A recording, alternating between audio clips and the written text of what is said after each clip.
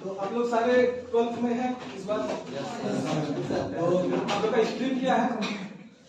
आप लोग मतलब क्या बायोलॉजी से हैं, मैथ से हैं? दोनों है? ठीक है, दोनों से। सबसे पहले मैं आपको बता दूं, सब तो पता है मेरा नाम अमित सिंह है। हम अफरीलों के लोकल हैं, मेरा घर पड़ता है, ठीक है, चकमाडी मेरा घर हुआ। तो इसलिए सोचा कि हमारे सारे लोग हैं तो हम आप लोग से मिले।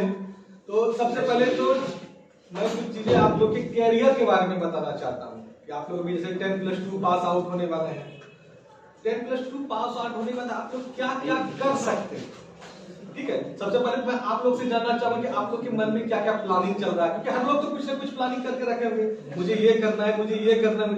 सबसे पहले आप लोग से मैं पूछूंगा, उसके बाद जो भी हो सकेगा मैं आपको बताऊंगा कि ये आप कर सकते हैं, ठीक है। तो और कोई भी तरह का मन में सवाल आए बेझिझक पूछिएगा, क्योंकि हम कोई बाहर से आए हुए कोई सर नहीं है। सबसे पहले आपके बीच के आपके घर के हैं, इसलिए कोई सर नहीं है, ठीक है। तो आप लोग आराम से पूछ सकते हैं। सबसे पहले मुझे बायोलॉजी वाले कितने भी स्टूडेंट को हम, ठीक है, और इसके बाद मैथ। तो बायोलॉजी के जितने भी स्टूडेंट हैं तो वो लोग क्या प्लान करते हैं 10+2 के बाद क्या करना चाहते हैं? एक एक करके बोले, कोई दिक्कत है, हम बोले ना हम लोग के पास बहुत समय है और सब लोग भी यही बैठे।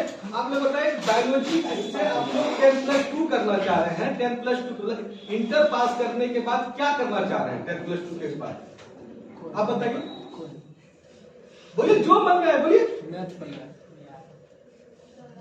आप बताइए क्या करना चाहती हैं? बीएससी नर्सिंग, बहुत अच्छा। आप बताइए क्या करना चाहती हैं?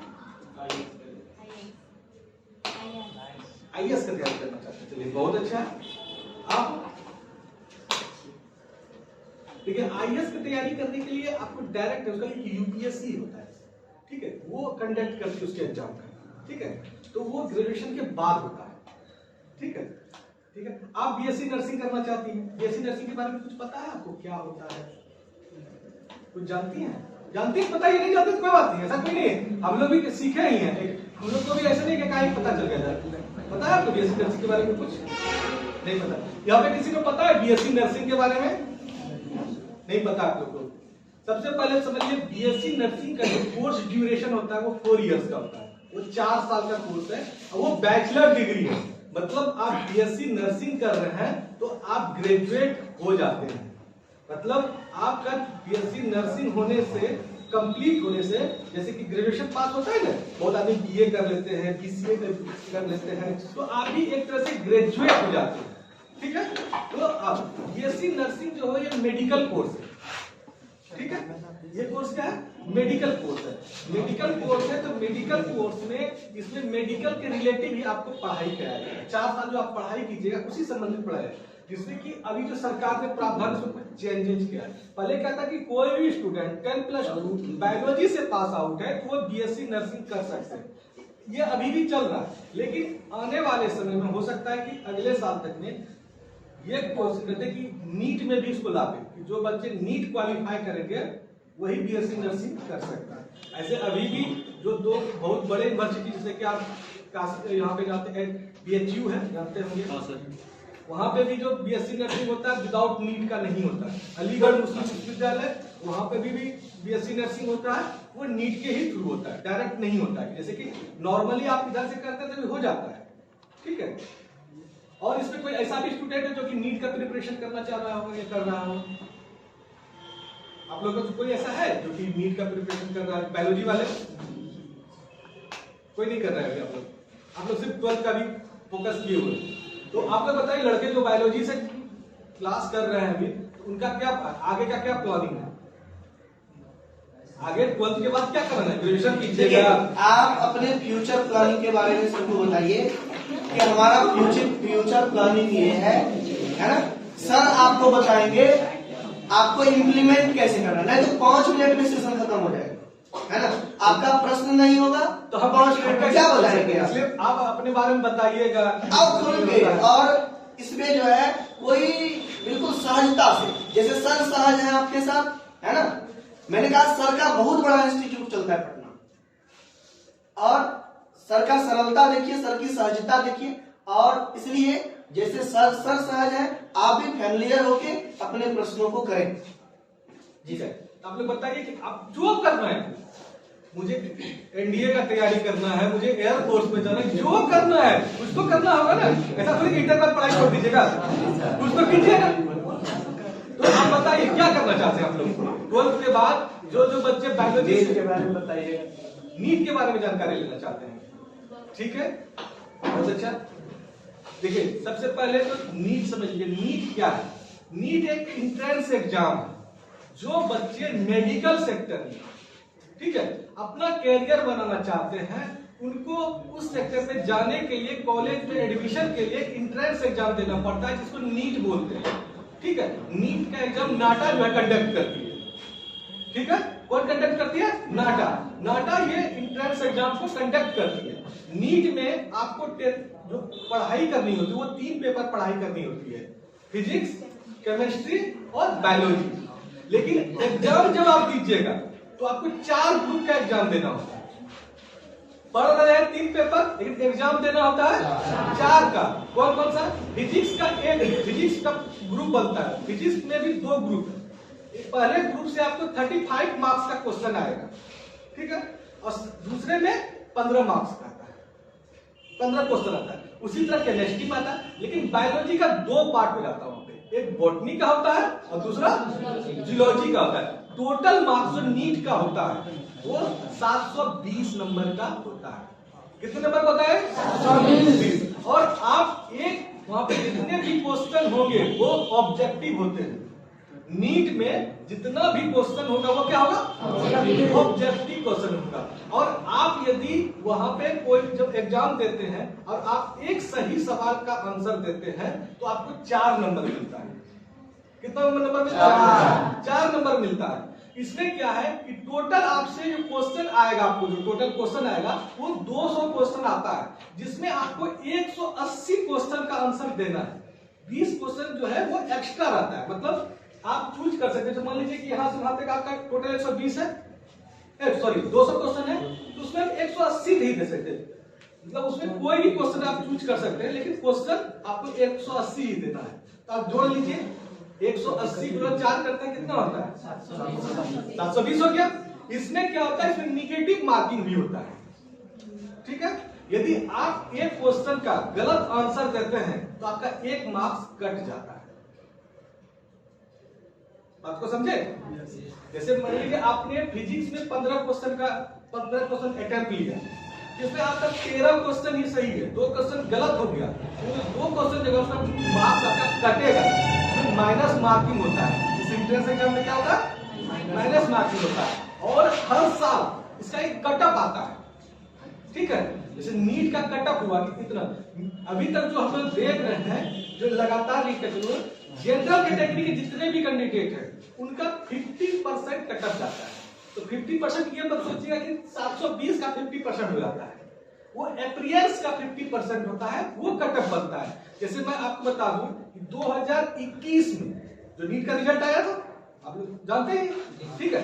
2021 में जो नीट का एग्जाम आया था जनरल कैटेगरी के लिए, जो कटअप था 138 नंबर जनरल कैटेगरी के लिए, और जो ओबीसी कैटेगरी थे, एससी कैटेगरी है, एसटी कैटेगरी है, उनका जो कटअप था वो था 107 नंबर। लेकिन 2022 में जब रिजल्ट आया, इस साल जो रिजल्ट आया है नीट का, वो कटअप कितना गया? वो कटअप वहां पे भी 50% ही कटअप था, लेकिन इस बार मार्क्स गिर गया क्योंकि इस बार अटेम्प्ट ज्यादा था बच्चे का, मतलब बच्चे ने ज्यादा आंसर दिया था, इसलिए इस बार जो कटअप गया है जनरल कैटेगरी का 117 नंबर, ठीक है। और आपका ओबीसी एससी एसटी के लिए 93 मार्क्स कटअप गया।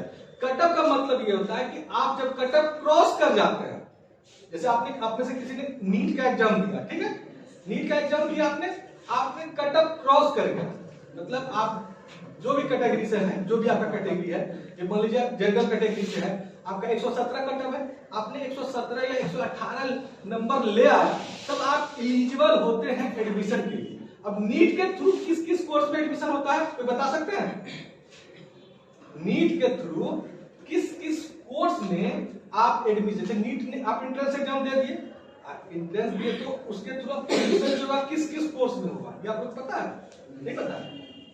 आपका जो होगा कोर्स में सबसे पहला कोर्स क्या था? MBBS होता है। ये जो कोर्स होता है कितने साल का होता है? 5 साल का कोर्स होता है, ठीक है। उसके बाद क्या होता है? BHMS, इसको क्या बोलते हैं? Bachelor of homoeopathy. हेम्योपैथी जो डॉक्टर होता है वो भी नीट का एग्जाम देता है, वो भी क्वालिफाई करता है, तो वो ये कोर्स में करता है, ठीक है। आयुर्वेदा का नाम सुने हैं, उसको बोलते हैं BAMS, बैचलर आयुर्वेद, ठीक है। ये भी उससे बोलता है। और यूनानी भी सुनते होंगे आप लोग, यूनानी डॉक्टर नहीं सुनते हैं? डॉक्टर ऑफ यूनानी है, एक डॉक्टर का होता है ये यूनानी डॉक्टर होता है। जैसे कि मुस्लिम लोग जो पद्धति से, जैसे कि हम लोग जैसे आयुर्वेद को मानते हैं, हिंदू धर्म में मानते हैं कि आयुर्वेदिक टाइप का, उसी तरह मुस्लिम धर्म से जो जुड़े लोग होते हैं वो यूनानी को पहचान होते हैं। वो यूनान की तरफ से उपचार करता है, चिकित्सा का, वो भी मतलब एक डॉक्टर ही होता है, ठीक है। वो यूनानी होते हैं, वो बनते। और जो चौथा होता है वो होता है BDS। BDS जानते हैं? बैचलर ऑफ डेंटल सर्जन, मतलब दांत का जो डॉक्टर होता है उसको BDS बोलते हैं। क्या बोलते हैं? जो दांत आपका, जैसे दांत में कोई प्रॉब्लम होता है, कहाँ जाते हैं? कौन डॉक्टर के पास? तो आप MBBS वाले के पास ले जाइएगा तो वो नहीं देखेगा, वो कौन देखेगा? वो BDS वाला देखता है। क्योंकि जब आप नीट का तैयारी करते हैं तो ये 4 तरह के डॉक्टर वहां से बनते हैं। और आप यदि नीट का तैयारी, आप लोग नीट प्रिपरेशन से नीट का प्रिपरेशन कर रहे हैं तो आपको नीट में अच्छा स्कोर करना पड़ता है। उस स्कोर से ही आप ये सब जगह पे प्राइवेट, गवर्नमेंट सारे में जो एडमिशन होगा, आपको हर समय कटअप जो है वो आपको क्रॉस करना होगा। ऐसे तो आप जितना ज्यादा नंबर लाइएगा उतना अच्छा आपको कॉलेज मिलेगा। जैसे कि मैं आपको एक एग्जांपल दूं, MBBS के लिए जो बच्चे का 1 से लेके 200 तक रैंक होता है उसको एम्स दिल्ली मिलता है। जो स्टूडेंट 1 रैंक से लेके 200 रैंक तक लाता है उसको कौन सा कॉलेज मिलता है? एम्स दिल्ली से वो डॉक्टरी की पढ़ाई करता है। उसके लिए आपको कितना 700 में कितना स्कोर करना पड़ेगा पता है? उसमें 720 में से आपको स्कोर करना होगा। 720 से लेके नीचे जो आएगा वो आएगा 680 तक यदि आप स्कोर करते हैं तब उतना रैंक आपका आता है, ठीक है। और भी कोई क्वेश्चन पूछा है? और समझ गए नहीं? और कोई मन में सवाल है? सवाल है बता दीजिए सर, प्राइवेट कॉलेज में कितना पैसा देना पड़ता है? हाँ, सही बात है। देखिए होता क्या है कि सर जो बोले बहुत जरूरी बोले, क्योंकि हम तो पता है कि आप लोग, यदि आप लोग का बोलेंगे कि फैमिली बैकग्राउंड क्या है तो आप लोग बोलेंगे कि मिडिल फैमिली से बैकग्राउंड करते हैं, लेकिन आप बोलेंगे गलत बोल रहे हैं। आप लोग मिडिल फैमिली से भी बैकग्राउंड से आप लोग नहीं बिलोंग कर रहे हैं, आप लोग उससे भी नीचे हैं। मिडिल फैमिली वो होता है जिसके पास अपना अच्छा घर हो, अच्छा गाड़ी हो, वो मिडिल फैमिली आपके पास नहीं है। आप लोग बहुत लोअर फैमिली से बिलोंग करते हैं। और हम चाहते हैं, हमारे आपके सर चाहते हैं कि आप जो जिंदगी जी रहे हैं, ठीक है, तो वो जिंदगी से बेहतर की जिंदगी जिए, तभी तो मेहनत कर रहे हैं। आप लोग भी मेहनत कर रहे हैं। क्यों मेहनत कर रहे हैं? अच्छा करने के लिए मेहनत कर रहे हैं। तो मेहनत करने का मतलब उद्देश्य यही है कि हम बेहतर जिंदगी जिए। कल के डेट में आपके घर में साइकिल हुआ करता था, अभी बाइक है, थोड़ा सा एडवांस हुए हम लोग, लेकिन चाहिए क्या हम लोग को? फोर व्हीलर, मिनिमम 4 व्हीलर चाहिए। उससे कम में तो भाई कोई गुंजाइश नहीं है। लेकिन कैसे आएगा? ऐसे तो होगा नहीं कि हमको चाहिए हेलीकॉप्टर तब खड़ा हो जाएगा, नहीं। उसके लिए मुझे काबिल बनना पड़ेगा, और काबिल बनने के लिए मुझे वर्क करना पड़ेगा। हम वर्क करेंगे तभी ना अपने परिवार को कर सकते हैं कुछ, तो इसके लिए पढ़ना पड़ेगा। एक चीज गार्ड बांध के जा लीजिए, चाहे आप लोग चाहे जिस सेक्टर में चले जाइए, आप लोग जिस सेक्टर में जा सकते हैं, हर सेक्टर में जाने के लिए आपको मेहनत करना पड़ेगा। बिना मेहनत का कुछ दिन की खुशी आपके पास आ सकता है, पूरे दिन की नहीं। और मेहनत किस सेक्टर में करना है? हम लोग को कुदाले चलाना है, हम लोग को क्या करना है? हम लोग को पढ़ाई करना है। जो चीज कर रहे हैं हम बायोलॉजी से, हम ऐसा नहीं करते आप बायोलॉजी से पढ़िए, मैथ से पढ़िए, आप एक कॉमर्स से लेके पढ़िए, आप कोई दिक्कत नहीं है। ऐसा नहीं कि आर्ट्स वाला सक्सेस नहीं, वो भी सक्सेस है, जो जिसने मेहनत किया वो भी सक्सेस है, ठीक है। लेकिन आप जिस सेक्टर को चूज किए उसमें अच्छे से मेहनत कीजिए, पढ़िए। आप लोग इसमें बहुत सारे मैथ से भी हैं, मैथ वाले के लिए तो स्कोप बहुत ज्यादा है। क्या क्या स्कोप है मैथ वाले बताइए आप लोग? बस मेंस खत्म, बताइए जो बताइए, इतना आप लोग क्यों सोच रहे हैं? बोलिए मैथ से क्या क्या कर सकते हैं? हम बोले मैथ वाला मेडिकल भी कर सकता है, तो बायोलॉजी नहीं लिया, मैथ वाला मेडिकल में जा सकता है कैसे? वही चीज तो पूछ रहे हैं, कैसे जाएगा, क्या कोर्स कर सकता है? यदि जो बच्चा मैथ से पढ़ाई किया है, 10+2 मैथ से किया है, और उसका मन हो जाए कि मुझे मेडिकल सेक्टर में जाना है, ठीक है, वो मेडिकल सेक्टर में जाता है, तो एक कोर्स होता है B pharma, bachelor of pharmacy. जितने भी मेडिसिन का शॉप है, देखे ना आप लोग, मेडिसिन का शॉप है, मेडिकल स्टोर जिसको बोलते हैं, विदाउट बी फार्मा का जो आपको लाइसेंस चाहिए, बी फार्मा किए हुए आपको नहीं मिलता है। जितना भी आप सुनते हैं ड्रग्स इंस्पेक्टर सुने हैं ना, वो कौन बनता है ड्रग्स इंस्पेक्टर? बी फार्मा वाला ही बनता है। जितना आप हॉस्पिटल चले जाइए, बड़ा हॉस्पिटल, कुर्मा वाला हॉस्पिटल में देख लीजिएगा, ठीक है, तो वहां पे जो आपको जो दवाई जो मेडिसिन देता है, कौन देता है? वो बी फार्मा। और हमारे देश में ये कल्चर कि डॉक्टर दवाई लिखता है। आप विदेश में जब जाइएगा ना, तो कोई भी डॉक्टर आपको मेडिसिन नहीं आपका लिखता है कि आपको ये पेट में दर्द है पिलाजेंट खा लीजिए, सर में दर्द है, नहीं लिखता है। वहां पे क्या होता है, डॉक्टर आपको चेक करता है, आपका जो बीमारी है वो उसमें नोट डाउन कर देता है, ठीक है। फिर वो चिट्ठा चला जाता है किसके पास? बी फार्मा वाले के पास। और बी फार्मा वाला तब मेडिसिन लिखता है कि आपको ये दवाई खाना है, इतना टाइम खाना है। लेकिन हमारे भी बड़े बड़े शहरों से, बेंगलोर जैसे शहरों में यही सिस्टम हो चुका है, ठीक है, ये चीजें हो गई है। तो बी फार्मा एक ऐसा कोर्स है कि जो बायोलॉजी वाला भी कर सकता है और मैथ वाला भी कर सकता है। बी फार्मा 4 इयर्स, उसका भी ड्यूरेशन कितना है? 4 साल का कोर्स होता है, ठीक है। मैथ वाला भी कर रहा है मेडिकल, इसलिए बोले कि मैथ वाले के लिए ऑप्शन बहुत है। जो बच्चे मैथ कर रहे हैं, आपके पास ऑप्शन बहुत ज्यादा ओपन है, आप चाहे जितना भी चाहे। हम तो ये करते हैं, जैसे कोई बच्चा, आप लोग जैसे मैथ से लिए, आप मैथ लिए, आप क्या करना चाह रहे हैं?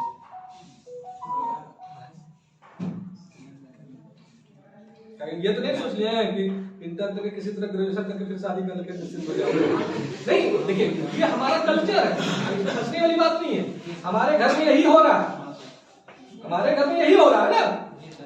क्या किया जाता है, लड़की को इंटर पास करा दिया, उसके बाद इंटर पास होते ही वो अपने रिलेशन में चर्चा स्टार्ट कर देगा, कोई अच्छा लड़का होगा तो बताइएगा, तो यही हो रहा है ना, हमारे घर में यही होता है। तो ये चीज नहीं, आपने इतनी मेहनत से पढ़े हैं, आप कैरियर बना सकते हैं। हम तो यहाँ तक बता सकते हैं कि जो बच्चे 10+2 तक पढ़े हैं, हर का अलग अलग सेक्टर में रुचि होता है।